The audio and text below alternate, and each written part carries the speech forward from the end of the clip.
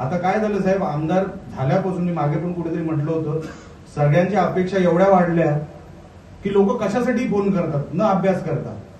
कालच मला संध्याकाळी फोन आला होता की साहेब रेडे पकडायचे. मी बोललो काय करू मी, काय दोरी बोरी आणू की असं ते जुन्या पिक्चर मध्ये होतं ना.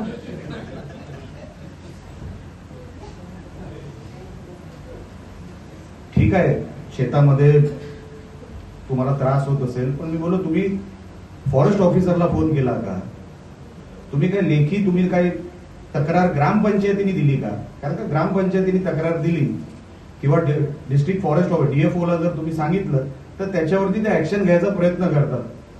नाही साहेब, ते काय असतं, तर ते काय असतं म्हणजे त्यांना असंच वाटतं की मीच रेडे पकडावे, डीएफओनी नाही. आणि जर मी पकडला नाही तर मी वाईट. आपसात एक दुसऱ्याला सांभाळून घ्या. मी अनेक वर्षापासून शिवसेना या संघटनेमध्ये मोठा झालो. जीवाभावाची लोक आहेत या संघटनेमध्ये. काय त्यांना प्रोटोकॉल वगैरे लागत नाही.